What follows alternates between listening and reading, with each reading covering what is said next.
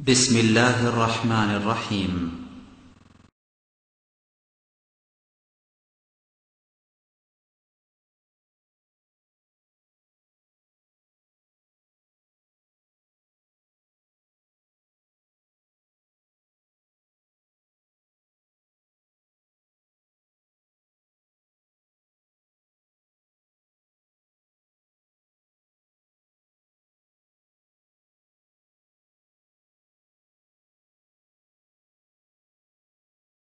আসসালামু আলাইকুম। আপনার কাছে আমাদের অতিথি একজন জানতে চাচ্ছেন যে প্রচলিত যে তাবলিগ জামাত আছে এখানে কি সিল্লা লাগানো যাবে, এটা কি জায়েজ? জাযাকাল্লাহ খায়র। আলহামদুলিল্লাহ ওয়াসসালাতু ওয়াসসালামু আলা রাসূলিল্লাহ ওয়া বাদ। প্রচলিত তাবলিগ জামাত যেটা দাওয়াতি কাজ করে থাকে, প্রথমত আপনাকে বলবো যে তাদের তাবলিগের ধারাটা আলহামদুলিল্লাহ খুব ভালো। এইভাবে যদি আমরাও মানুষের দ্বারে দ্বারে গিয়ে পৌঁছাতে পারতাম খুব ভালো হতো। দ্বিতীয় সমস্যা একটাই, তাবলিগ যার উপরে তাবলিগটা করা হচ্ছে তার অধিকাংশই কোরআন এবং হাদিসের সাথে সামঞ্জস্যশীল নয়। অধিকাংশই তাদের মূল বইটা হলো ফাজাইলে আমল। আমরা ফাজাইল আমল পড়েছি, দেখেছি, বিশ্লেষণ করেছি। তাদের মধ্যে অধিকাংশই মানুষের স্বপ্নে দেখা ঘটনাবলী মাত্র, যা শরীয়তের সাথে মিল নেই। এই জন্য আমরা তাবলিগ করা ফরজ দায়িত্ব সবার প্রতি, তবে বর্তমান যুগে যেন সবার উপরে ফরজ। তবে প্রচলিত এই তাবলিগের পদ্ধতিতে এই তাবলিগ করাটা শরীয়ত অনুমোদন করে না। কেন? দেখেন, তাবলিগ জামাতের প্রতিষ্ঠাতা মাওলানা ইলিয়াস সাহেব এবং তার জামাই যে বইটি লিখেছেন ফাজাইলে আমল, সেটা আমাদের পড়া আছে। মাওলানা ইলিয়াস সাহেবের একটা ভাষ্য আছে, মালফুজাতে ইলিয়াস, মানে ইলিয়াস সাহেবের সাক্ষাৎকারটা নিয়েছেন মাওলানা মঞ্জুর নোমানি। তিনি 51 পৃষ্ঠা একটি কথা লিখতে চেয়েছেন যে ইলিয়াস সাহেব বলছেন, আজকাল মুসপার উলুমে সহিয়াকা এলকা হতা হয়, আমার উপরে আজকাল সহি এলেম নাজিল হচ্ছে। तो मैं कोशिश करो मुझे नींद ज्यादा आए, और जब मुझे नींद ज्यादा आए, যখন আমার ঘুম বেশি বেশি হতে লাগলো, খুশি কি ওয়াজা সে, আনন্দের চোটে जब नींद कम होने लगी, যখন আমার ঘুমটা কম হতে লাগলো, তখন চেষ্টা করলাম হাকিম সাহেব আর ডাক্তারকে মাসওয়ারা সে সেল পাওয়ার তেল মালিশ করায়। তখন ডাক্তার কবিরাজের পরামর্শে মাথায় তেল মালিশ করালাম, তাকে জিয়াদা নীন্দ মে তারাক্কি হো গাই, তখন ঘুমের মধ্যে ডুবে গেলাম। আপনি ফরমায়া, এরপরে তিনি বলছেন, इस तबलीग का तरीका भी मुझ पर ख्वाब में मुनकशिफ हुआ है, এই তাবলীগের তরিকাটাও আমার উপরে স্বপ্নে বিকশিত হয়েছে। তাহলে তো আপনি বুঝতেই পারলেন, মূলত তাবলীগের তরিকায় মুসলমানদের জন্য নাজিল হয়েছে মুহাম্মদ সাল্লাল্লাহু আলাইহি ওয়াসাল্লামের উপরে। ওখান থেকে শেষ মুহাম্মাদের তরিকায় তাবলীগ চলবে। মনে হয় এতটুকু বললেই বুঝবেন। আর একটা বিষয়, বহু দলিল সমাজে, বহু কথা সমাজে চালু রেখেছে যার কোনো দলিল নেই। তার মধ্যে একটা কথা চালু আছে, সেটা আপনারা শুনলে আশ্চর্য হবেন। সে কথাটা হলো, যে ব্যক্তি সালাত জামাতে পড়বে, এই ব্যক্তি 3,35,54,432 গুণ নেকি পাবে। আপনারা কি বুঝলেন? এটা আপনি পাবেন আলোচনাটি 124 পৃষ্ঠা ফাজাইলে নামাজ অংশের। অথচ রাসূল সাল্লাল্লাহু আলাইহি সাল্লাম বলছেন জামাতে সালাত আদায় করলে 27 বা 25 গুণ নেকি পাওয়া যাবে। এটা 560 নম্বর হাদিস, আবু দাউদ খুলুন। তাহলে দলিল পাওয়া গেল স্পষ্ট। তাহলে যে কথাগুলো দলিলে পাওয়া যাবে না, আরো কিছু কথা এর মধ্যে আছে। এই জন্য আমরা এক বাক্যে বলে থাকি, প্রচলিত যে তাবলীগের দাওয়াত চলছে এটা রাসূলুল্লাহ সাল্লাল্লাহু আলাইহি সাল্লামের দাওয়াতের সাথে মানে সামঞ্জস্যশীল নয়, এটা চলবে না। হ্যাঁ, আমি তাদেরকে বলবো যে এই ভুল রচিত বইটা, যেমন একটা কথা চালু রাখছে 39 পৃষ্ঠায়, যে ব্যক্তি একটা ওয়াক্ত সালাত কাজা করলো, কাজা করার পরে আবার পড়ে নিল, তো এই ব্যক্তি পড়ে নিলেও শুধু কাজাটা করার কারণে, ওয়াক্তটা চলে যাওয়ার কারণে এই ব্যক্তিকে জাহান্নামে 2,88,00,000 বছর জাহান্নামে থাকতে হবে। 2,88,00,000 বছর। 39 পৃষ্ঠা খুলুন, ফাজাইলে নামাজ অংশের। আশ্চর্যজনক ব্যাপার। অথচ রাসূল বলছেন উল্টাটা। রাসূল সাল্লাল্লাহু আলাইহি ওয়াসাল্লাম কি বলছেন দেখেন, আল্লাহ কত রহম করেছেন। 1497 নম্বর হাদিস খুলুন, 1498 নম্বর হাদিস খুলুন। রাসূল মুহাম্মদ সাল্লাল্লাহু আলাইহি ওয়াসাল্লাম বলছেন, যে ব্যক্তি সালাত ভুলে গেল অথবা সালাত ঘুমিয়ে গেছে, সালাত পড়তে পারেনি, যখন ঘুম থেকে উঠবে, যখন সালাতের কথা স্মরণ হবে, তখনই যেন পড়ে নেয়, ফাইন্নাহা কাফারাতুহা, এটাই তার জন্য কাফারা। এটা কোনো কাফারা হলো? 10 মাস 1 বছরে টাকাটা দেওয়ার কথা ছিল, টাকাটা দিল 10 বছর পরে। 1 বছর পরে টাকাটা দেওয়ার কথা ছিল, দিল কয় বছর পরে? 10 বছর পরে। ওই টাকাটাই ফেরত দিল, 1 টাকা বেশিও দিল না। এটা কি কাফারা হলো? তো দেখেন আল্লাহ কি বলতে চাচ্ছেন মুহাম্মদ সাল্লাল্লাহু আলাইহি সাল্লামকে, তুমি জানিয়ে দাও যে সালাতটা পড়ে নেওয়াটাই তার জন্য কাফারা। আলহামদুলিল্লাহ, আলহামদুলিল্লাহ। অথচ ওই বইটাতে বলা হচ্ছে 1 ওয়াক্ত সালাত কাজা করলে যদি পড়েও নয় পরবর্তীতে, তাহলে কত বছর জাহান্নামে থাকবে? 2,88,00,000 বছর। অতএব এটা চলবে না। আরো উদাহরণ দেওয়া যাবে, তো প্রশ্ন তো অনেক। সংক্ষেপে দিলেই হবে। জি, সংক্ষেপে দেবো, তাই না? একটা অনলাইনে প্রশ্ন নিচ্ছি শাইখ।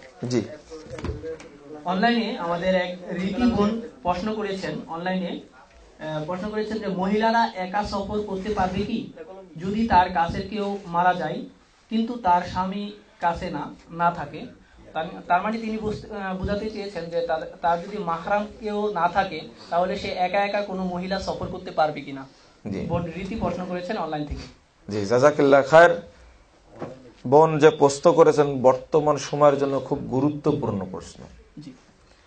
যে না, কোন মহিলাই মাহরাম ছাড়া, অর্থাৎ যার সঙ্গে বিবাহ হারাম এমন ব্যক্তি ছাড়া সফরে বের হতে পারবে না, শহরে মার্কেট করতেও যেতে পারবে না। যদি কোটি কোটি টাকা থাকে তার, আর যদি মাহরাম না থাকে, এই মহিলা হজেও যেতে পারবে না, তার হজ ফরজই হয়নি। বুঝতে পারেননি?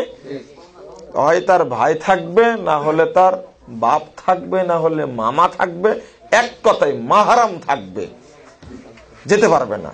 কথা ক্লিয়ার? যে কোনো সফরে থাকতে পারবে না। জাযাকাল্লাহ খায়ের। জি, আরেকটা সরাসরি প্রশ্ন নেব। একটা সরাসরি, একটা ইন্টারনেট, আবার স্লিপ, আবার সরাসরি। সরাসরি। আসসালামু আলাইকুম। আমি হাফেজ মোহাম্মদ মুশাহিদুল ইসলাম, ফাজিলের ছাত্র। আমি মাযহাব সম্পর্কে বলতে চাচ্ছি। মাযহাব শরীয়ত বিধান মতে 4টি মাযহাব থেকে যে কোনো একটি মাযহাব ফরজ, ওয়াজিব, সুন্নাত কিনা মানাটা। কিন্তু আরেকটা বিষয় হচ্ছে যে নুরুল ইসলাম উলিপুরি কমি মাদ্রাসার শিক্ষা বোর্ডের নীতি নির্ধারকের মধ্যে ইনি একটি বই লিখেছেন, মাযহাব কি ও কেন। 11 নম্বর পৃষ্ঠায় লিখেছেন ইনি যে ব্যক্তি কোরআন থেকে বিধান সম্পর্কিত যে আয়াতগুলো আছে, এই আয়াত থেকে যদি কোনো ব্যক্তি সরাসরি এই কোরআন থেকে বুঝে, তাইলে তার হাদিস অনুসরণ করা লাগবে না।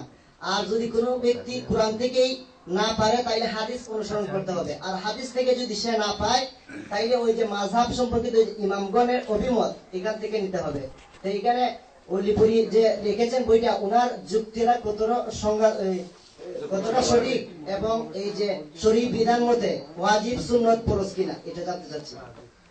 জাযাকাল্লাহ খায়ের। প্রশ্ন করেছেন মাযহাব সংক্রান্ত। এ ভাই, মাযহাব মানা ফরজ, ওয়াজিব না সুন্নাত? শরীয়তে মাযহাবে কোনো আলোচনাই নেই। এটা ফরজ, সুন্নাত, ওয়াজিব, এটা হওয়া না হওয়ার কোনো প্রশ্নই নাই। এটা শরীয়তের অংশই না। এটা প্রথমত কথা। নিঃসন্দেহে ইমাম আবু হানিফার পূর্বে জন্মের পূর্বে হানাফি মাযহাব তৈরি হয়নি। ঠিক বুঝেননি? ইমাম আবু হানিফার জন্মের পূর্বে কি মাযহাব তৈরি হয়েছে? না, জন্মের পরে নিঃসন্দেহ হয়েছে। ইমাম আবু হানিফার জন্মই হয়েছে 80 হিজরিতে, আল্লাহ নবী মারা গেছেন 10ম হিজরিতে। এটা ফরজ হলো কি করে? ফরজকে করলো কিভাবে কে? এক।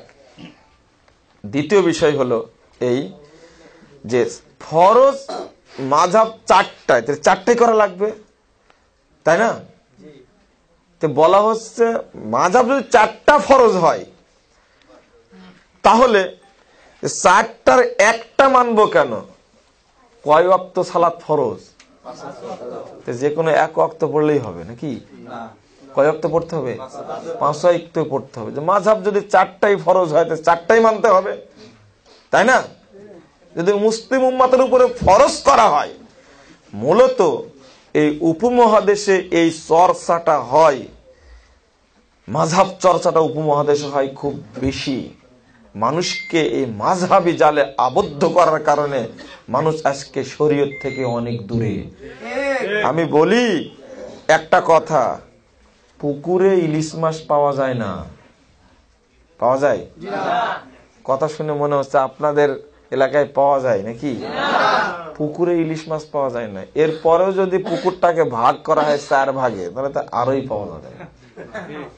পাওয়া যাবে? হ্যাঁ, ইলিশ মাছ পেতে হলে চাঁদপুরের সাগরে যেতে হবে, নদীতে যেতে হবে। যদি দিন পেতে চাই তাহলে কোরআন সুন্নাহর বিশাল মহাসাগরে ঝাঁপ দিতে হবে, তখনই দিন পাওয়া যাবে। আমরা দিন থেকে অনেক দূরে। এটা হয়েছে 400 হিজরির পরে।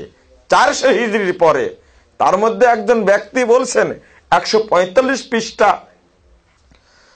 ইলামুল মুওয়াক্কিন ইবনুল কাইয়িম রাহিমাহুল্লাহ বলছেন, ইন্নামা হাদাসাত হাযিহিল বিদআ, এই বেদাতি 4 মাযহাবী দলাদলিতার জন্ম হয়েছে ফিল কর্নের রাবিআল মাজমুম, এই 4র্থ হিজরির নিন্দিত যুগে। আগের যুগগুলো 3টা যুগ ছিল কি স্বর্ণ যুগ, আর পরের যুগ 4র্থ শতাব্দী হিজরি, এই যুগটা হলো নিন্দিত যুগ।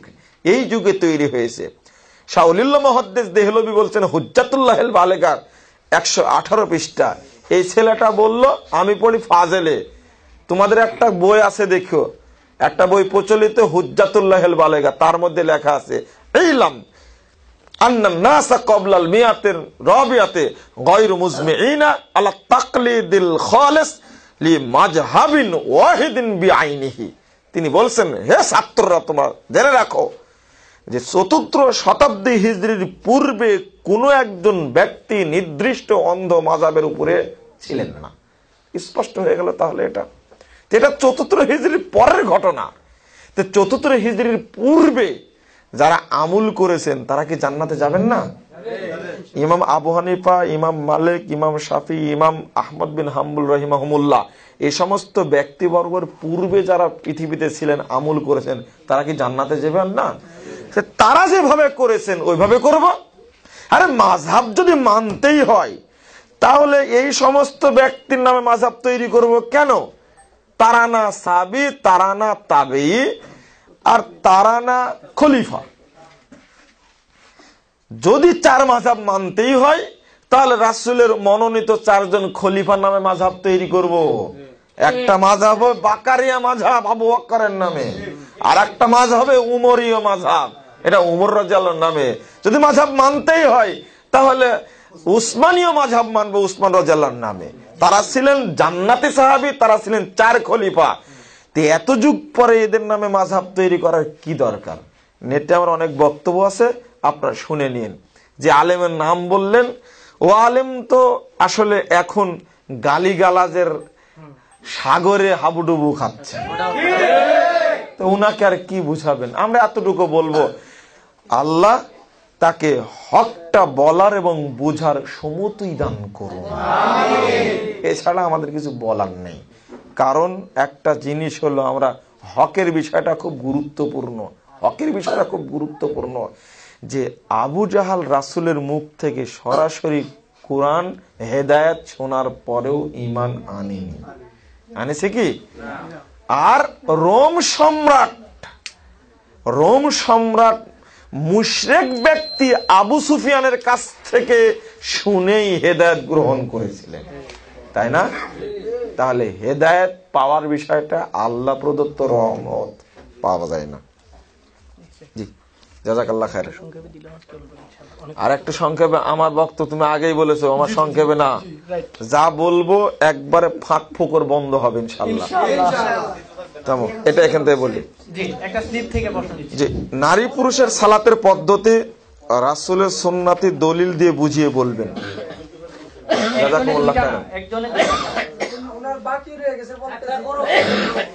আমি তো না একজন না, সবাইকে সুযোগ দিতে হবে। আবার আপনি প্রশ্ন করবেন পরবর্তীতে যদি সুযোগ পাই, সময় পাই। জি বলেন, জি বলেন সংক্ষেপে। কিও কেন যে নুরুল ইসলাম ওলিপুরি লিখেছেন, এটার মধ্যে 11 পৃষ্ঠায় লিখেছেন ওই যে বিষয়টা বলছিলাম, কোরআনে যেটা পাওয়া যায়। আচ্ছা, বুঝতে পেরেছি, একটু থামো। সেটা হলো, যখন কোনো ব্যক্তি, আচ্ছা মূর্খ ব্যক্তি ডাক্তারের কাছে যায় না, কিভাবে যায়? না কিভাবে যায়? ওই মূর্খ ব্যক্তি কাপড় কেনার জন্য মুদিখানার দোকানে যায়? কোথায় যায়? কাপড়ের দোকানে যায় তো নাকি? চোখের অসুখ হয়েছে, ও কি সার্জানের ডাক্তারের কাছে যায়? কোন ডাক্তারের কাছে যায়? তা মূর্খ হলেও তো যায়, তাই না? হ্যাঁ, তো ডাক্তারের কাছে যেতে পারে, হাঁড়ি কেনার সময় একটা থাবা দেয়া কিনতে পারে, মাটির জিনিস 3 টাকা দাম। তো শরীয়ত জিজ্ঞাসা করার জন্য একজন আলেমের কাছে যেতে পারে না? ওই একটা পুঁথি, সোনাভানের পুঁথির কথা শুনেছো? ঘোড়ায় চড়িয়া মর্দ হাঁটিয়া চলিল, 6 মাসে রাস্তা মর্দ 6 দিনে গেল। কোরআন সুন্নাহ কি সোনাভানের পুঁথি? একজন ব্যক্তি বলল আর মেনে নিল। কি কি কি কি কাতারে, কি ভুলে গেলাম আমি পরের অংশটুকু। লাখে লাখে মারে মর্দ কাতারে কাতার, গুনিয়া দেখে মর্দ 40,000। এটা কি সুনিভানের পুঁথি? এটা সুনিভানের পুঁথি নয়। বলে আমার দাদা যা পড়ে তা কুরআনেও নাই। কি বুঝলে? হ্যাঁ, নাতির দাপট, নাতির দাপট, আমার দাদা যা পড়ে তা হাদিসেও নাই। বিষয়টা হলো এইরকম। আসলে কোরআন হাদিসের অর্থ, একজন মূর্খ মানুষ ডাক্তারের কাছে যায় ভালোভাবে, শরীয়ত চিনতে পারবে না কেন? স্বাভাবিক না এটা? আর কি খোলা বলবো? এতটুকুই রেখে দিই আমি। নারী পুরুষের সালাতের পদ্ধতি রাসূলের সুন্নতি দলিল দিয়ে বুঝিয়ে বলবেন। জি, আমি সংক্ষেপে বলছি, যেমন অনেক প্রশ্ন করেছেন। রাসূল সাল্লাল্লাহু আলাইহি সাল্লাম বলছেন, দেখেন শরীয়তে প্রত্যেকটা জিনিসের মূলনীতি আছে। আপনারা কথা বলবেন না, মূলনীতি আছে। তার মধ্যে একটা মূলনীতি সালাত সম্পর্কে, যত সালাত আছে সব সালাত সম্পর্কে মূলনীতি একটা। সহিহ বুখারী 631 নম্বর হাদিস, আল্লাহ রাসূল বলছেন, সল্লু কামা রাআইতুমুনি উসাল্লি, তোমরা ওইভাবেই সালাত আদায় করো যেভাবে আমাকে সালাত আদায় করতে দেখছো। এই হাদিস প্রমাণ করে মহিলা পুরুষ সবাই মিলে একই নিয়মে সালাত আদায় করবেন। বাংলাদেশে প্রচলিত আছে যে মহিলা পুরুষের সালাতের মধ্যে পার্থক্য আছে 18টি জায়গায়। এটা একটা ডাহা মিথ্যা কথা, ডাহা মিথ্যা কথা। বরং যে কয়েকটা কথা বলা হয় সহিহ হাদিসে আসছে পার্থক্যের ব্যাপারে, এটা তাদের পার্থক্য না, জাতিগত পার্থক্য। জাতিগত, আমরা পুরুষ তারা মহিলা বলে একটা পার্থক্য আছে। যেমন 337 নম্বর হাদিস আবু দাউদে, রাসূল সাল্লাল্লাহু আলাইহি সাল্লাম বলছেন, যদি কোনো পুরুষ ব্যক্তির কাপড় টাকনোর নিচে থাকে সালাত অবস্থায়, তো হালাল কাজ করছে না হারাম কাজ করছে, আল্লাহর যাই আসে না। আর নারীরা সালাত আদায় করবে পায়ের পাতাটা কাপড় দ্বারা ঢেকে রেখে। তাহলে দুইটা হয়ে গেল। এটা তার জাতিগত পার্থক্য, তারা নারী আর আমরা পুরুষ, এই পার্থক্য। এটা কি আসল পার্থক্য হলো না? আর একটা হলো সালাতে যদি ভুল হয় তাহলে তারা লুকমা দিবে ইমাম সাহেবের এইভাবে হাতে মেরে, আর পুরুষরা সুবহানাল্লাহ বলবে। এটাও তাদের জাতীয় পার্থক্য। মহিলারা সালাতের মধ্যে সুবহানাল্লাহ বলার সুযোগ রাখে না, যদিও এই সালাতটা, যদিও সুবহানাল্লাহ একবার বললে আসমান জমিনের ফাঁকা জায়গাগুলো নেকিতে পরিণত হয়ে যায়, কিন্তু পারবে না। কারণ মহিলারা শব্দ করতে পারে না, কথা বলতে পারে না পুরুষদের কাছে। তাহলে গান বাজনা কেমনে শিখতে পারে মহিলারা?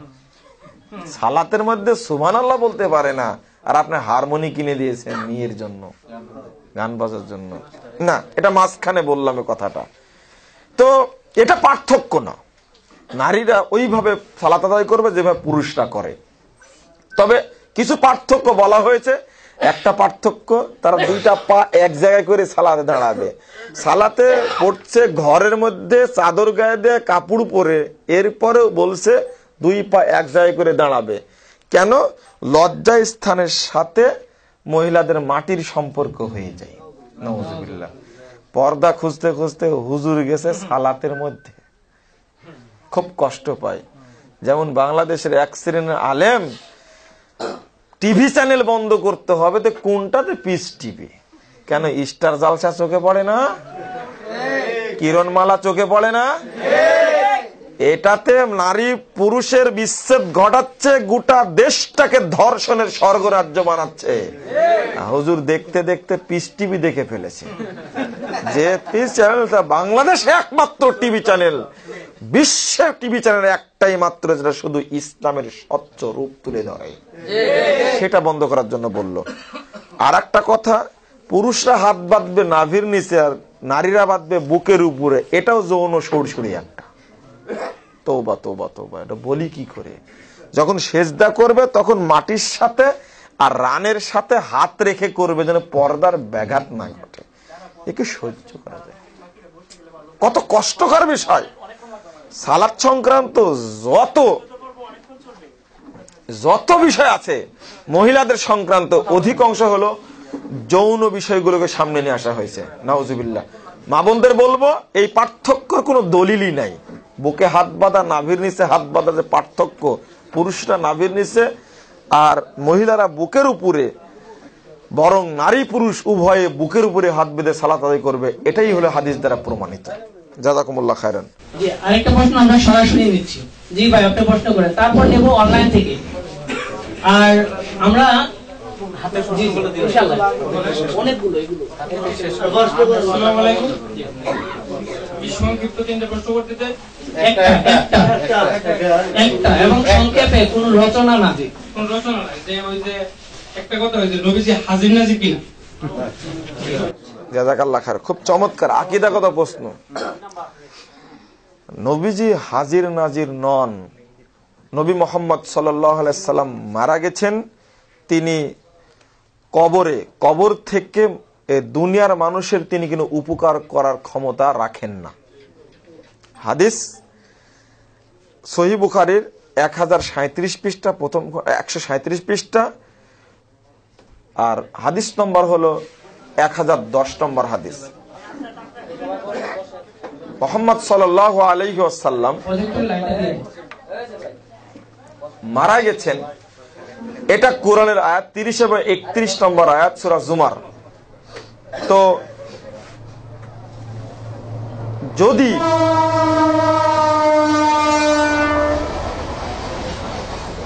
রাসূল সাল্লাল্লাহু আলাইহি সাল্লাম কারো উপকার করতে পারতেন, তাহলে কবর থেকে বেশি উপকার করতেন সাহাবা কেরাম।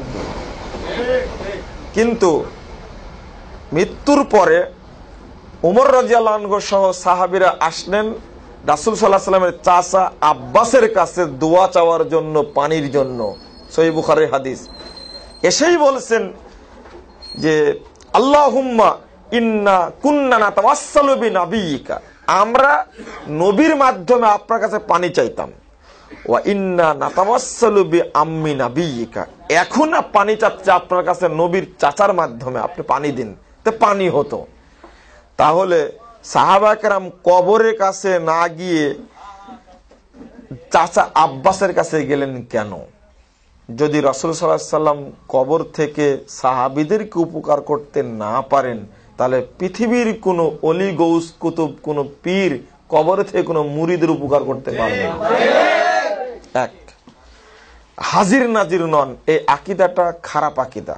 তবে অনেকগুলো হাদিস আসছে, যেমন মুমিনরা জীবিত থাকে কবরে, শহীদরা জীবিত থাকে, হাদিস পাননি? এটা 90 নম্বর হাদিস, তিরমিজি, ইবনে মাজাহ খুলেন, কোরআনের আয়াত খুলুন, শহীদরা জীবিত থাকে, নবী রাসূলগণ বারজাখী জীবনে তাদের মতো তারা জীবিত থাকেন। যেমন আমাদের মাঝে নবীদের মাঝে একটা পার্থক্য আছে, ওহী নাজিল হয়, তারা মাটির তৈরি, সবাই যেন মাটির তৈরি, ওহী নাজিল হয়, পার্থক্য।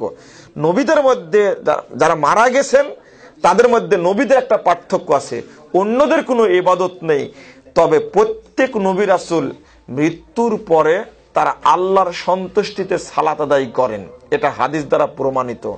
মুসনাদে বাজ্জার 6059 নম্বর হাদিস, 8887 নম্বর হাদিস, এই হাদিস প্রমাণ করে যে এমনকি মুসা আলাইহিস সালাম কবরে সালাত আদায় করছেন, এই হলো বারজাখী বিষয়, গায়েবের বিষয়, মনে থাকবে কথা, এগুলো গায়েবের বিষয়, যেভাবে আসছে হাদিসে ওইভাবে মানতে হয়। অতএব নবী রাসূল পৃথিবীতে হাজির নাজির থাকেন, এ কথাটা ভ্রান্ত আকীদা, এর থেকে বিরত থাকতে হবে।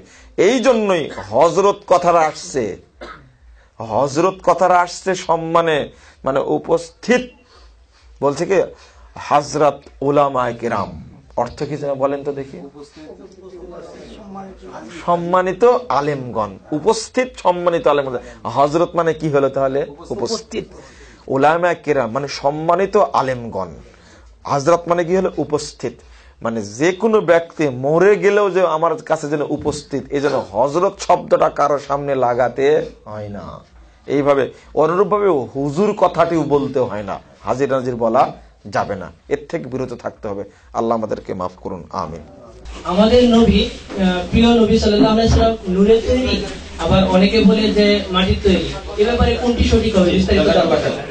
মহিলাদের পক্ষ থেকে মহিলারা, মা বোনরা প্রশ্ন করেছেন, জি এটা শুনে রাখুন, মুহাম্মদুর রাসূলুল্লাহ সাল্লাল্লাহু আলাইহি ওয়াসাল্লাম মাটির তৈরি, তিনি নূরের তৈরি নন।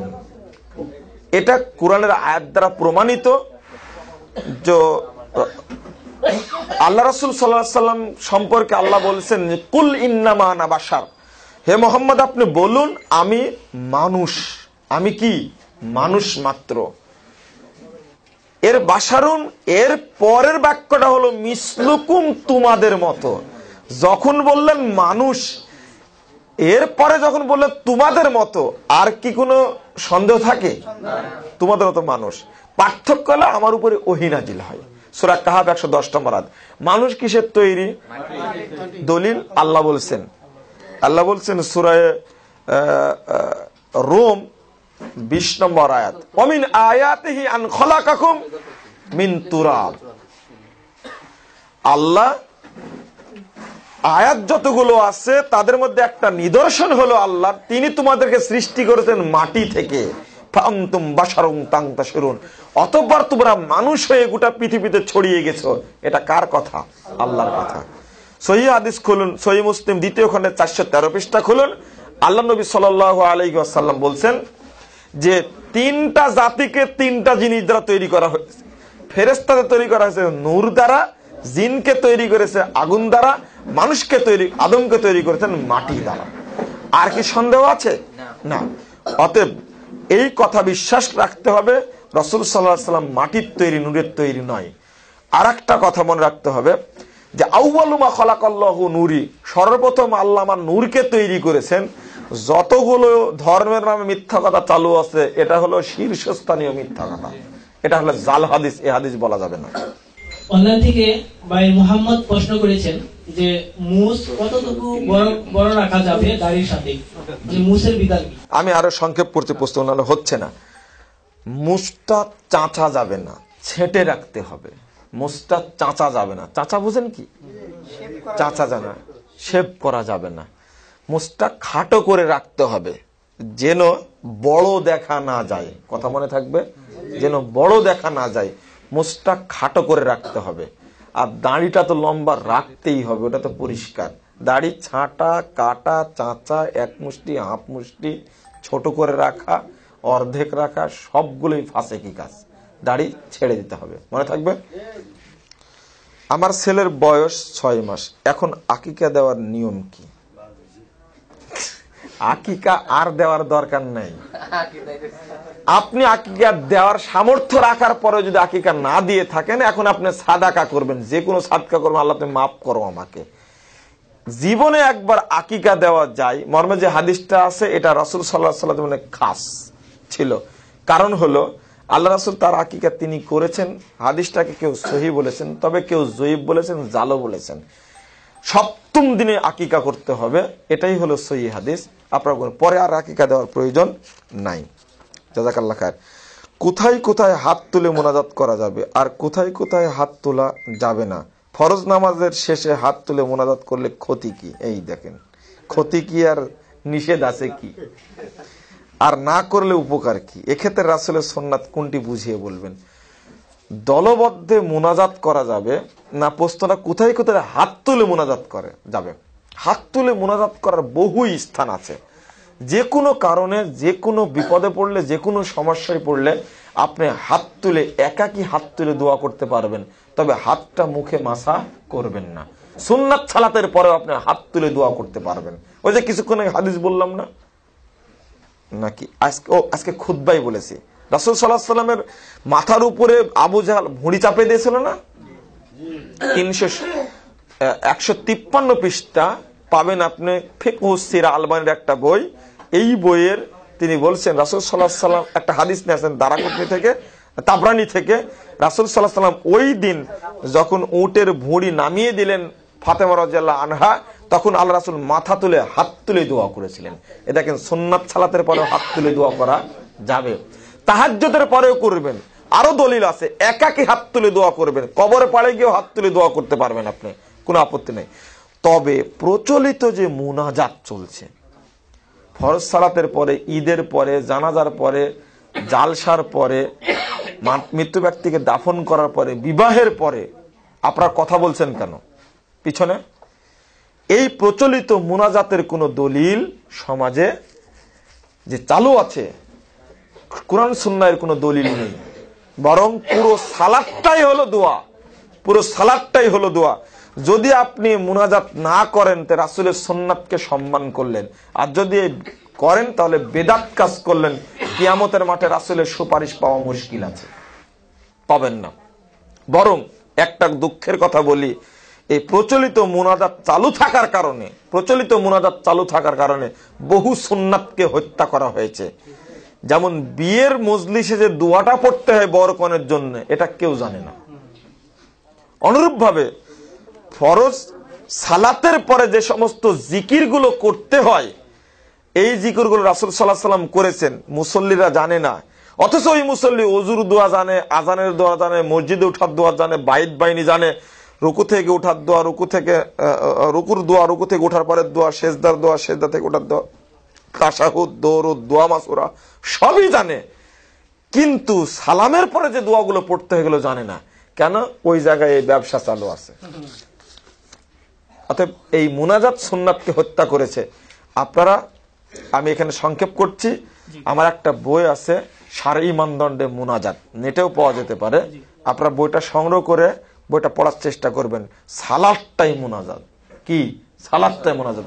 বুকে হাত বেঁধে মুনাজাত হয়, 7টি স্থানে মুনাজাত হয়। আল্লাহ রাসূল বলছেন, ইন্নাল মুসাল্লি ইউনাজি রাব্বাহু, নিশ্চয় সালাতে যখন মুসল্লি দাঁড়ায় তখন সে মুনাজাত করে। দাঁড়াই যখন, তখন মুনাজাত হয়। সালাম ফেরালে কি মুনাজাত হয়? এই যে মোবাইলে কথা বলছিলাম, বলতে বলতে পরস্পরে কথা বলতে বলতে যখন কেটে গেল লাইনটা, তখন শেষ হয়ে গেল। সালাম ফেরান তো কানেকশন শেষ হয়ে গেল, মুনাজাত আর থাকলো? জাযাকাল্লাহ খায়ের।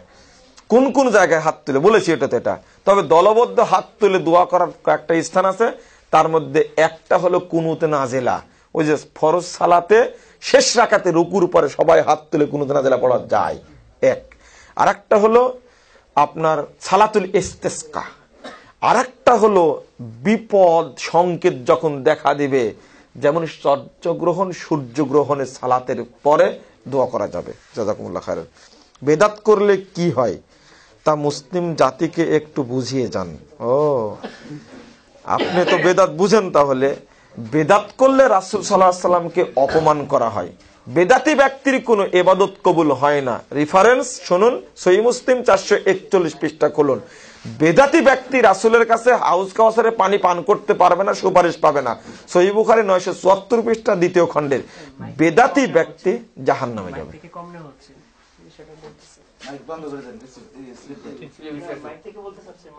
আরে বলবে থামেন। জোরে আমিন বলা ও আস্তে আমিন বলার ফজিলত সহিহ হাদিসের আলোকে বুঝিয়ে বলবেন। জি, জোরে আমিন বলতে হবে, এটা সহিহ হাদিস। আস্তে আমিন বলার হাদিস জয়ীফ, এই হাদিস মানা যাবে না। জোরে আমিন বলার হাদিসটা আগে বলেছি। রাসূল সাল্লাল্লাহু আলাইহি ওয়াসাল্লাম বলছেন যে ফেরেশতাদের আমিনের সাথে ইমাম মুক্তাদির আমিন মিলে গেলে পূর্বের সমস্ত পাপকে আল্লাহ ক্ষমা করে দিবেন। আমিন জোরে বলতে হবে, এটা সুন্নাত, সুন্নাতকে আঁকড়ে ধরে থাকতে হবে। জি, মাইক থেকে আরেকজন প্রশ্ন করেন সংক্ষেপে। আসসালামু আলাইকুম, আমি মোহাম্মদ হাফিজুর রহমান, সেই শিবপুর থেকে আসছি। আমার প্রথমে একটা কথা, তারপর একটা প্রশ্ন। আমি হুজুরের কাছে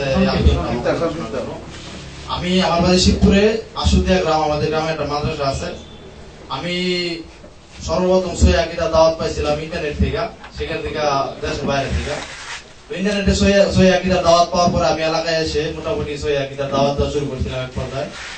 মোটামুটি অনেকদিন আগের কথা। মাঝখান দিয়া শয়তানের ধোঁকায় পড়ে কিছু নামাজ কালাম কিছু ছেড়ে দিয়েছিলাম। আলহামদুলিল্লাহ আবার আল্লাহর রহমতে ওই পথে ফিরে আসছি আলহামদুলিল্লাহ। এখন আমি দাওয়াতি কাজ শুরু করছিলাম আমাদের এলাকায়। প্রজেক্টর দিয়া আমাদের সহিহ আকীদার যে সমস্ত বক্তব্য চলে, যেমন শাইখ আব্দুল রাজ্জাক বিন ইউসুফ, শাইখ মুজাফফর বিন মুহসিন, আপনাদের যারা সহিহ আকীদার আলেম আছে তাদের বক্তব্য শোনাচ্ছিলাম এক পর্যায়ে। তো এর মধ্যে এলাকাবাসী কিছু বাধা আসতেছিল। তারা বলতে চাচ্ছে যে এইভাবে প্রজেক্টর দিয়ে আমরা আলোচনা শুনবো না, সরাসরি তাদেরকে নিয়ে আসো, আমরা ভয়েস করবো, এই ধরনের একটা। তো এখন এই ভয়েসের ব্যাপারে আমি শাইখের কাছে জানতে চাইছি, মানে কি পদক্ষেপ নেওয়া যেতে পারে।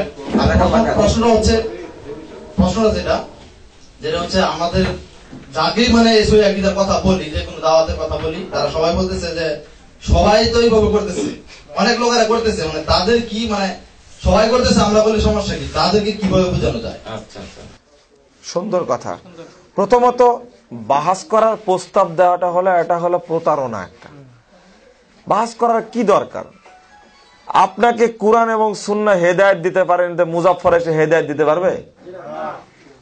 এটা আমি যে কথাটি বলবো সেটা সহিহ বুখারী থেকে বলবো, না হলে কুরআন থেকে বলবো, সহিহ হাদিস থেকে বলবো, আবু দাউদ, নাসাই, তিরমিজি, ইবনে মাজাহ। আপনার বাড়িতেই আছেন। অর্থাৎ বাহাস করার কথা বলা মানে ওটাকে ঠেকিয়ে রাখা। মানে বাংলাদেশের মামলার আপিল করা আর বাহাসের কথা বলা একরকম হয়ে গেছে এখন। মানে রায় হয়ে গেছে আমার পক্ষে, কিন্তু ঠেকা রাখছে আপিল করে। ঠিক সহিহ আকীদার প্রচার হচ্ছে, ও ঠেকা রাখলো কি দ্বারা? বাহাসের কথা বললেন। এটা একটা প্রতারণা, এর থেকে বেরিয়ে আসতে হবে। আর একটা কথা যে ভাই বলেছেন যে আপনি কেন বুঝাতে পারবেন না, বাংলাদেশে যারা মহিলা আছে, তো বলেন তো, যারা মহিলা আছে, পর্দানশীল মহিলার সংখ্যা বেশি না বেহায়া মহিলার সংখ্যা বেশি? তো আপনিও বেহায়া হয়ে যান, তাই না? বেশির সংখ্যা যেহেতু বেশি হয়, আপনি বলতে পারেন না কেন যারা ফজরের সালাত পড়ে মসজিদে যায় তাদের সংখ্যা বেশি, না যারা ঘুমায় থাকে তাদের সংখ্যা বেশি? তা আপনিও ঘুমায় থাকেন, ফজর সালাতে গেলেন কেন?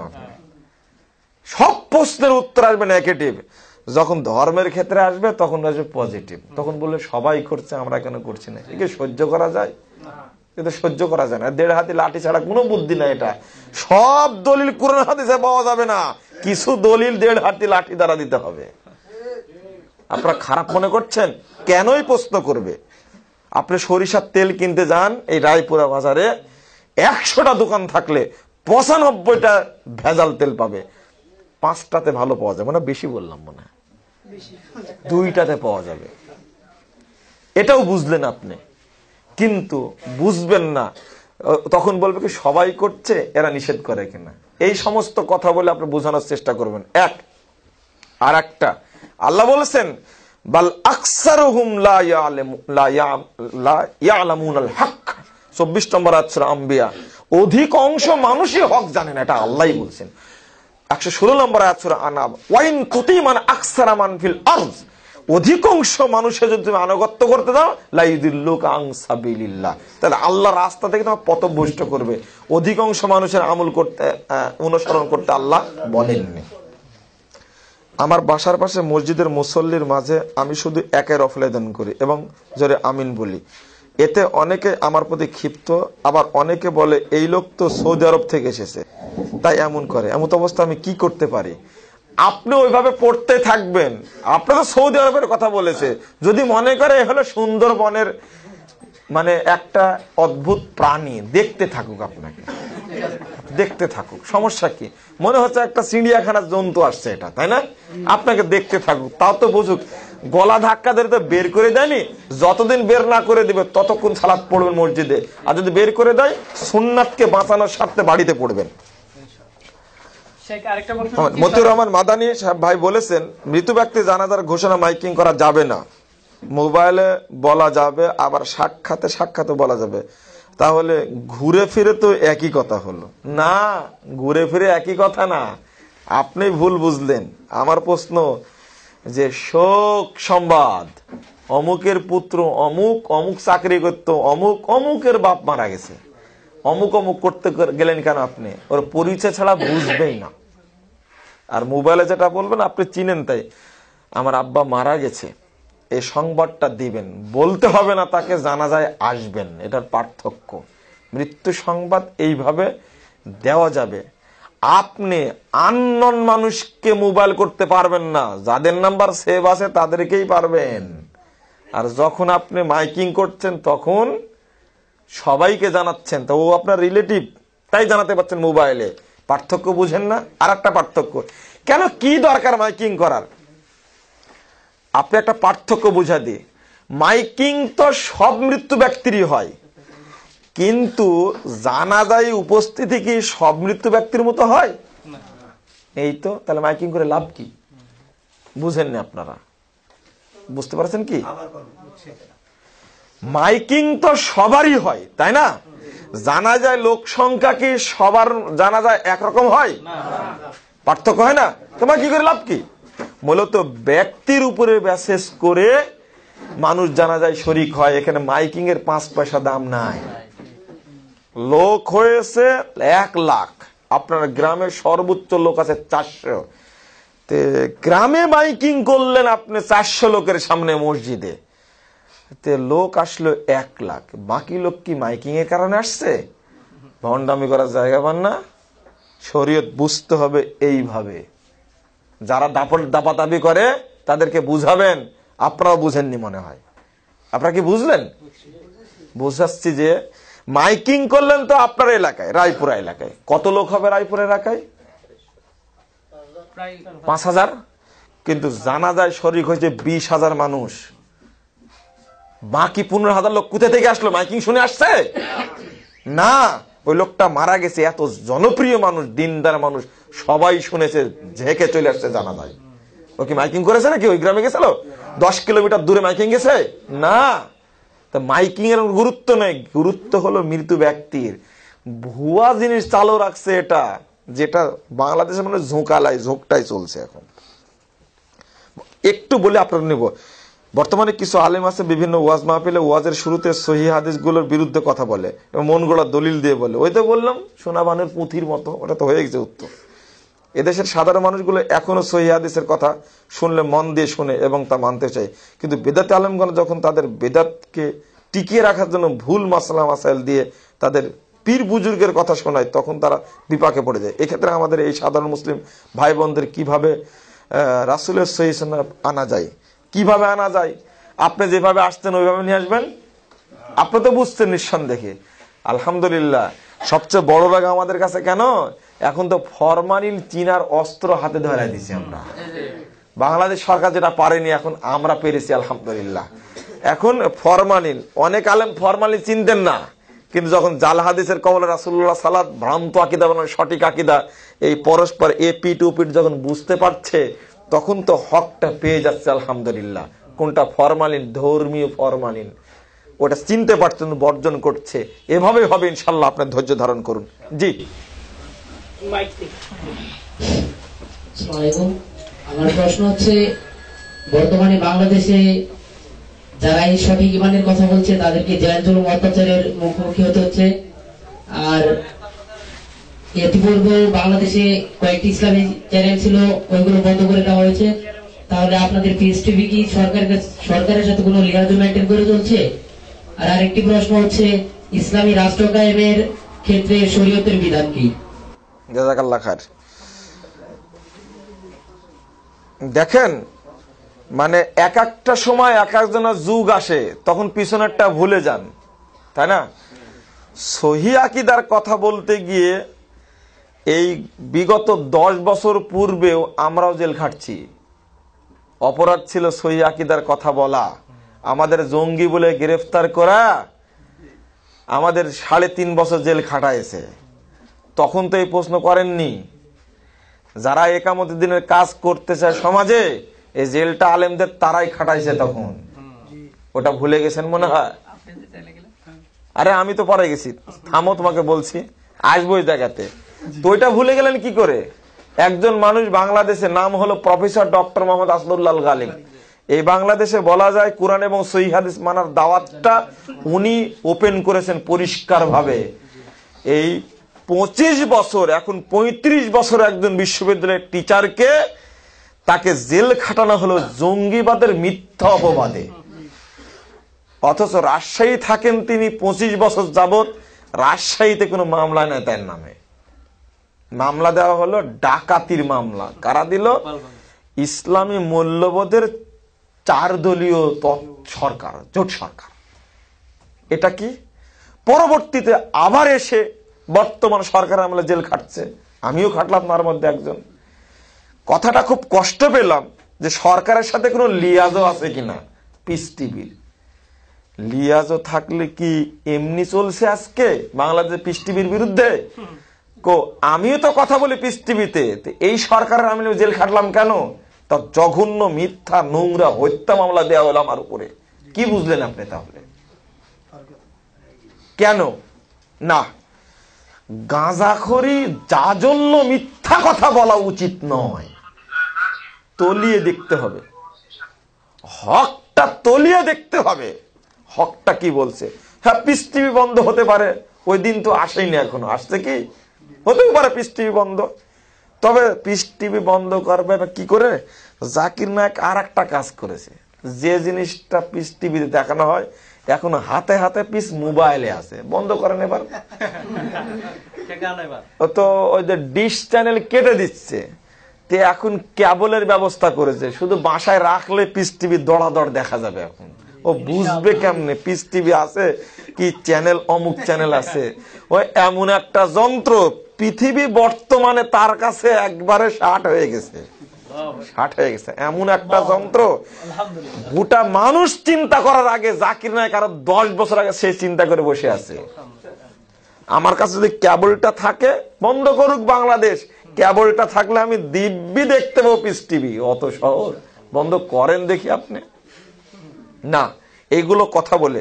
জি, দিন কায়েম, এই কথাটা নতুন কোনো কথা নয়।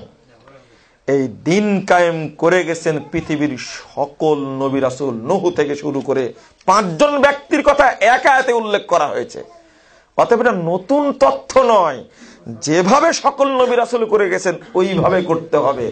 বর্তমানে নতুন আঙ্গিকে তৈরি করা উদ্ভূত কপোলকল্পিত মস্তিষ্ক প্রসূত কোন ব্যক্তিত্ব তৈরি পদ্ধতি দিন কায়েম চলে না। আমি লিখেছি ভ্রান্তির বড় জেলে একামতের দিন, বইটা পড়ে দেখুন। ওটা পড়ুন, স্বচ্ছভাবে মাথায় ঢুকবে ইনশাআল্লাহ। ইনশাআল্লাহ ঢুকবে। দিন কায়েম বলতে তাওহীদ কায়েম ব্যাখ্যা দেওয়া হয়েছে। দিন কায়েম মানে হুকুমত কায়েম, এ ব্যাখ্যা ভুল। দিন কায়েম বলতে তাওহীদ কায়েম, দিন কায়েম বলতে তাওহীদ কায়েম। পৃথিবীর নবী রাসূল করে গেছেন। এটা আগে আকীদাগত পরিবর্তন চায়, তারপরে আমলের পরিবর্তন। আগে আকীদাগত বিপ্লব। সবচেয়ে দুঃখের বিষয়, পচা নোংরা ড্রেনে নিমজ্জিত দুর্গন্ধযুক্ত বস্তা পচা গণতন্ত্রের সাথে আপোষ করে দিন কায়েম করতে হবে, এটা ইসলাম বলেনি। এটা হলো বড় কথা। আমাদের বড় কথা হলো, শক্ত কথা হলো এটা, আগে আকীদাগত বিপ্লব আনতে হবে তারপরে। কারণ এই গণতন্ত্রের জন্ম কয়েকদিন আগে। ইসলাম কি কখনো খেলাফতের মুখ দেখেনি? তাহলে 4 খলিফা কিভাবে চললেন, উমাইয়া খেলাফত কিভাবে চললো, আব্বাসীয় খেলাফত কিভাবে থাকলো, উসমানীয় খেলাফত কিভাবে থাকলো, ফাতেমীয় খেলাফত কিভাবে থাকলো? আর এই তো পচা গণতন্ত্রের জন্ম হয়েছে কয়েকদিন আগে, এর কাছে আমি ভিক্ষা চাইতে যাব? না না না, এটা মানবরচিত ইহুদি খ্রিস্টানদের তৈরি আল্লাহদ্রোহী তাওহীদ বিরোধী মতবাদ। এটা কথা শুনুন, আমি একজন মুসলিম ব্যক্তি, কোরআন সুন্নাহর পক্ষে কথা বলি। আপনাদের আজকে বোঝানোর সুযোগ হলো না, নেটে আমার বক্তব্য আছে, ইকামতের দিনের উপর আপনারা শুনে নেবেন। আল্লাহ তৌফিক দান করুক, আল্লাহুম্মা আমিন। অমুক পীরের লোকেরা বলে আলিয়া মাদ্রাসা লেখাপড়া করা সহ মিলামেশাও হারাম। ও আলিয়া মাদ্রাসা লেখাপড়া করাটা করা যায় ডিগ্রি হাসিলের স্বার্থে, তবে এলেম হাসিল করার জন্য খারেজি মাদ্রাসায় পড়তে হবে, যেখানে সহি আকীদার প্রচার হয়। যে সমস্ত মাদ্রাসায় কেবলমাত্র গল্প গুজব ফেকা পড়া মাথা নষ্ট করে, এই মাদ্রাসায় সময় না ব্যয় করে কোরআন এবং সহি হাদিস যে মাদ্রাসায় পড়া হয় খারেজি মাদ্রাসা, ওই মাদ্রাসায় পড়তে হবে। মহিলাদের তাবলীগ করা জায়েজ কিনা? না, মহিলারা ওই যে মাইকিং করে বিভিন্ন জায়গায় জিকিরের আসর করা যে বক্তব্য দেয় বর্তমানে চলছে, এটা তুলে দিন সমাজ থেকে, এটা যেন না থাকে। গ্রাম ভিত্তিক একজন মহিলা জানে, তার কাছে মহিলারা যাবে, সেখানে তারা মাসলা মাসাইল জেনে নিবে। কিন্তু এই মাইকে বক্তব্য দেওয়া, জিকির করা সুর করে, এটা বর্তমানে জাহেলিয়াত চালু হয়েছে, এটা এর থেকে বিরত থাকতে হবে।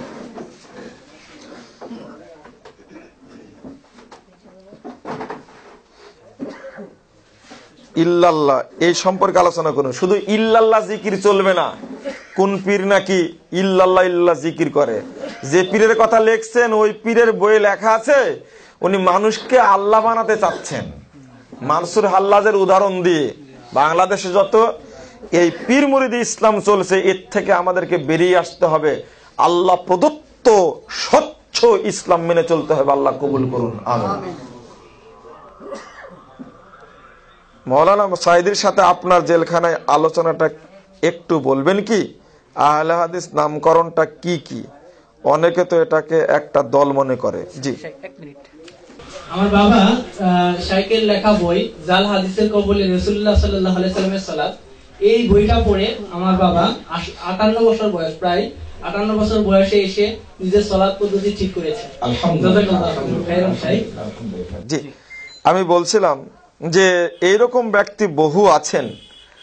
আসলে আল্লামা সায়েদী সাহেব এখন বিপদগ্রস্ত, তার সম্পর্কে সব জায়গায় সব কথা বলা খুব মুশকিল। তবে আমাদেরকে একটু কৌশল অবলম্বন করে অনেক সময় চুপ থাকাটাও শরীয়ত। যেমন হাজ্জাজ বিন ইউসুফের সময়ের ঘটনা। তো যেটা এখানে আমি বলতে চাচ্ছি এতটুকু, সাইদি সাহেবের সাথে জেলখানায় দেখা হয়েছিল আলহামদুলিল্লাহ। তবে জেলখানায় যাওয়ার আগে তার সাথে একটা পরিচয় ঘটেছিল। দেখেন, এই জন্য আমিও অপরাধী না।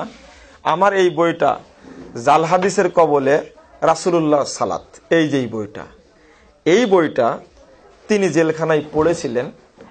পড়ার পরে তিনি জেলখানায় যাওয়ার আগেই, আমি জেলখানায় যাওয়ার আগেই 1 বছর আগে তিনি আমার কাছে একটা পত্র লিখেছিলেন। পত্রের নাম ছিল ভুল সংশোধনে সফলতা আছে, ব্যর্থতা নেই, লজ্জারও কিছু নেই।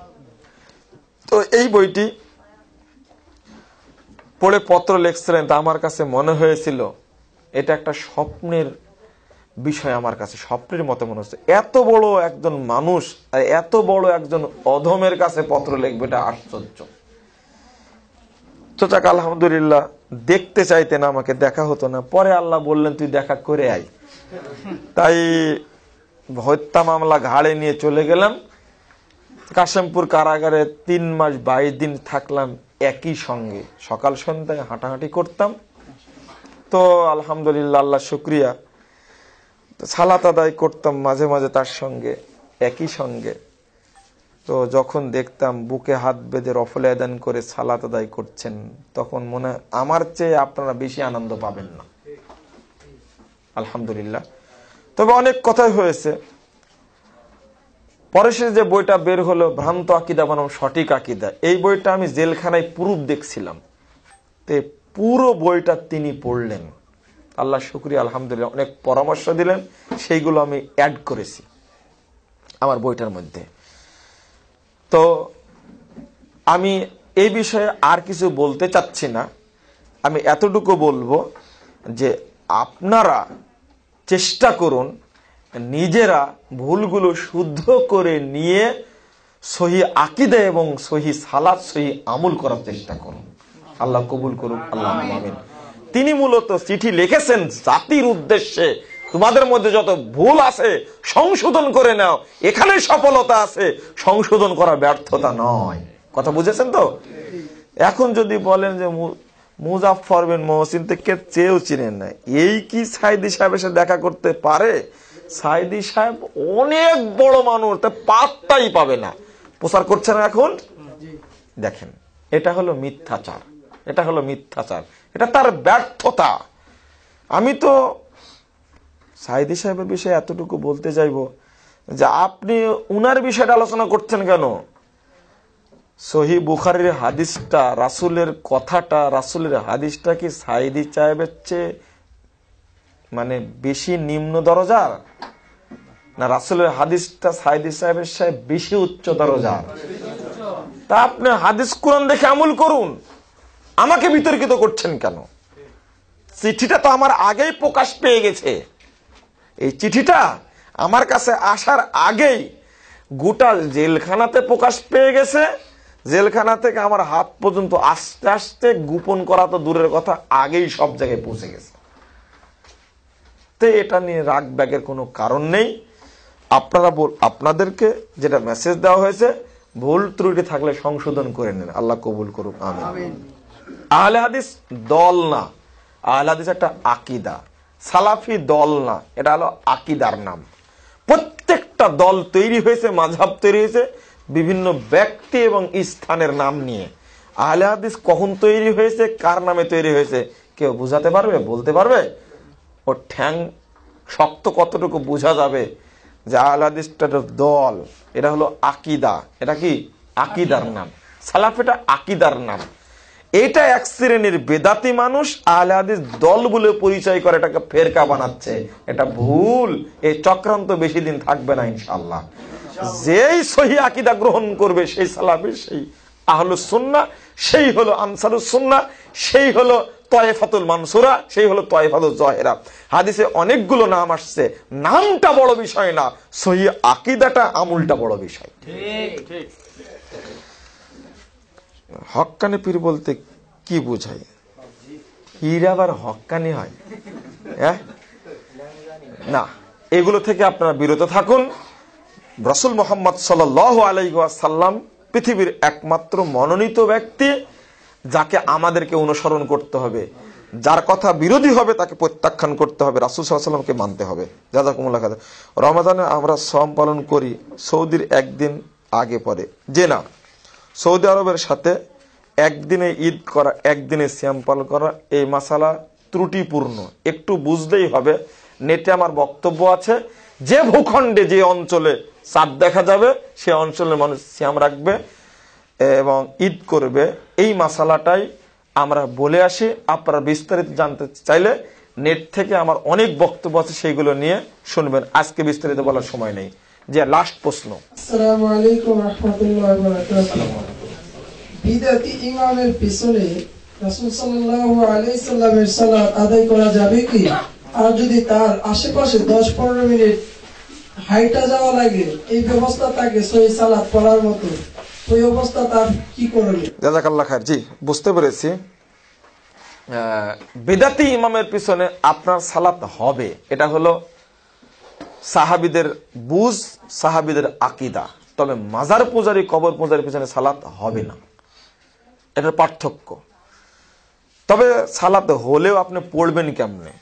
আসর সালাতটা তো মাগরিবের, আসর সালাতটা পড়া হয় সূর্য ডুবার একটু আগে, ফজর পড়া হয় সূর্য ওঠার একটু আগে। রাসূল সাল্লাল্লাহু আলাইহি সাল্লাম বলছেন, যখন সালাতকে মেরে ফেলা হবে তখন তুমি তোমার সালাত পড়ে নাও। 1497 নম্বর হাদিস, সহিহ মুসলিমে আসছে। অতএব এই হাদিসের উপর আমল করতে গেলে আপনি তো তাদের সাথে সালাত পড়তে পারবেন না, আপনি বাড়িতেই সালাত আদায় করবেন। অন্য সালাত, মাগরিব এবং এশা সালাতটা পড়া যায়, জোহর সালাতটাও পড়া হয় অনেক পরে, নিয়মিত এভাবে সালাত পড়লে চলবে না। রাসূলের ওই হাদিসটা আমল করতে হবে। তবে বেদাতের পিছনে আপনার সালাত হবে। 1197 নম্বর হাদিস সহিহ মুসলিমে আসছে, যে সহিহ বুখারীতে আসছে, যদি ইমামের ভুল হয় মুক্তাদির সালাত সঠিক হবে, ইমামের পাপ হবে, অতএব আপনার সালাত হয়ে যাবে। এরপরে প্রশ্ন করেছে যদি একটু হেঁটে যে সহিহ আকীদার মসজিদ পাওয়া যায় তাহলে সেখানে গিয়ে সালাত আদায় করা উত্তম, কারণ ওখানে সময়ও ঠিক মতো, সালাতের পদ্ধতি ঠিক মতো। জাযাকাল্লাহ খায়ের। জি, আর একটা প্রশ্ন। ওয়ালাইকুম আসসালাম। যদি আমাদের 5 ওয়াক্ত নামাজ যেটা বেদাতে ইমাম পিছনে আমরা পড়ি যদি না হয়, তাহলে জুমার নামাজ আমরা কখন পড়ব? জি, জুমার সালাতও আমি বলেছি আগে, বেদাতি ইমামের পিছনে সালাত হবে, বললাম না? এটা তো প্রশ্ন, আমি তো বলিনি হবে না, তাই কি বলেছি? সালাত হবে তাই বলেছি। জুমার সালাতও তার পিছনে হবে। জুমার সালাত যে সময় পড়া হয় বেশি দেরি করে নাই, পড়া যাবে জুমার সালাত। তবে মাজার পূজারী, কবর পূজারী ব্যক্তির পিছনে সালাত হবে না। সেই সাথে বলছে টুপিটাও চেঞ্জ করা লাগবে। জাযাকুমুল্লাহ খায়রান। এই ভালো আকীদা না। জি, শেষ, শেষ করে দেব। আমাদের দেশে প্রচলিত ওয়াজ মাহফিলে হুজুরদেরকে যে উপমা দেওয়া হয় তা কতটুকু ঠিক বুঝলাম না। খতিব, নায়েব ইত্যাদি জেনাটা চলবে না। বিভিন্ন ব্যাংকে, বিমা, আর্থিক প্রতিষ্ঠানে চাকরি করা যে না। আচ্ছা, ব্যাংকে চাকরি করা কয়জন মানুষ বাংলাদেশে? আল্লাহ রুজি দেয় না অন্য জায়গাতে মানুষকে? আপনি ব্যাংক ছাড়া অন্য জায়গায় চাকরি করবেন, এখানে চাকরি করবে মুচি মেতর এই সমস্ত ব্যক্তিরা। হিন্দুরা চাকরি করুক, আপনি সুদের হিসাব নিকাশ লিখবেন কি জন্য? মহিলারা ছাড়া তারাবি সালাত আদায় করে তা বাড়িতে একাকে আদায় করা জায়েজ কি না? না, বাড়িতে একাকি সালাত আদায় করতে পারবে মহিলা তারাবি সালাত, সমস্যা নেই। পবিত্র কোরআনে কত জায়গায় কত কি? আরেকটা প্রশ্ন, মহিলাদের পক্ষ থেকে, জিনেরা কি ইনসানের সাথে মোবাইলে কথা বলতে পারে? জি, যারা জিন বশ করতে পারে তাদের সাথে কথা বলতেও পারে, এটা কোনো সমস্যা না। যারা জিনকে নিজেদের বশে আনতে পারে তারা কথা বলতে পারে। জিনেরা মানুষের সাথে ঘোরাফেরা করতে পারে, হাদিসে অনেক আছে। জি বলেন। আওলাদের রাসূল বলতে কি বাংলাদেশে কেউ না, আছে? এই আওলাদের রাসূল কথাটা নতুন কোনো ভিত্তি নাই, এটা নিজেরা তৈরি করেছে আওলাদের রাসূল। এই সমস্ত কথা বলা যাবে না। ঠিক আছে, শেষ করে। জাযাকুমুল্লাহ খায়রান। অনেক কথা বলেছে আপনাদের সাথে, আল্লাহ যেন আমাদের কবুল করেন। আল্লাহুম্মা আমিন। সুবহানাকাল্লাহুম্মা বিহামদিকা আশহাদু আল্লা ইলাহা ইল্লা আনতা আস্তাগফিরুকা ওয়া আতুবু ইলাইকা। আসসালামু আলাইকুম ওয়া রাহমাতুল্লাহি ওয়া বারাকাতুহু।